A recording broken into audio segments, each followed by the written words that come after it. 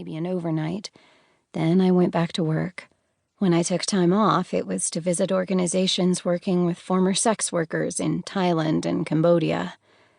I didn't give myself permission to play or to do anything solely for fun or relaxation. I only read novels and watched movies that had a globally significant storyline. I felt that I didn't deserve or couldn't afford to take care of myself in the face of so much suffering.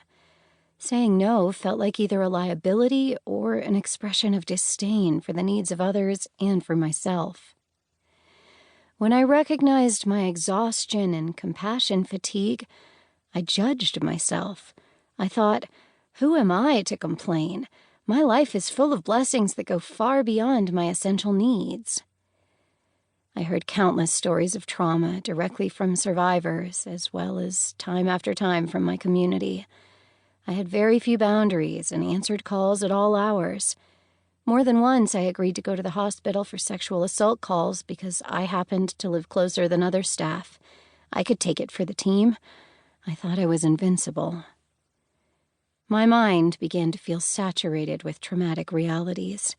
Pressing on felt easier than making changes. I also didn't want to stop engaging and advocating for changes.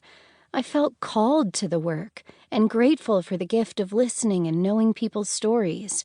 I wanted to move forward, to move mountains of societal barriers. Over time, my obsession with always doing the work had chipped away at my ability to do the work at all.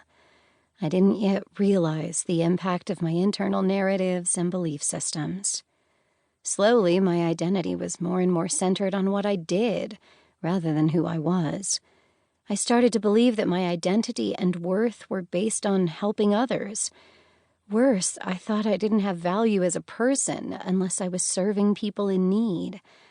I couldn't stop doing this type of work because I was called, because I cared, because I was addicted. Beneath my compassion was a drive, even a need for meaning and self-worth. Time to turn around. During the final year of my master's degree, a fellow student encouraged me to take a class called Self-Care for Social Workers. I resisted. It sounded tedious. They would probably just tell me I needed to exercise, eat healthy food, rest, and write a self-care plan. I didn't think I needed it. I thought I was already doing those things, and I had too much to do in general. Despite my doubts, and with some persuasion, I signed up for the class. The 2 8-hour sessions taught by Laura Vandernoot-Lipsky helped catalyze my new journey. The course and her book, Trauma Stewardship, opened my eyes to the impact my work was having on me and helped me to see that I desperately needed help. I began to learn that trauma affects everyone who is exposed to it. This includes not only those plagued by violence, homelessness, and addiction, but also the social workers, therapists, pastors, relief workers, and community development workers who try to help. Psychologists call this secondary trauma or vicarious trauma. It is the trauma that comes with repeatedly hearing the stories of and working with people in crisis. In the same way firefighters can be stained with soot and ash, I was covered with the residue of my own work. Secondary trauma is normal and hard to avoid, so I didn't need to apologize for being affected or for needing help.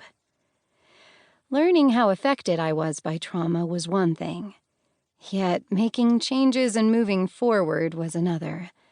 I realized I needed to be saved, but not from the difficulty of the work.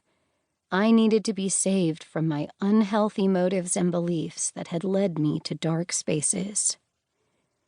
Before I experienced burnout, I thought self-care was superficial. In popular culture, self-care often means nothing more than pampering. Social media is littered with posts that equate self-care with massages and manicures. I'm in need of some good self-care, looking for recommendations for a great massage, nail salon, and eyebrow wax. Many think they can't afford or they don't deserve this kind of self-care. As I've worked through my own barriers to self-care,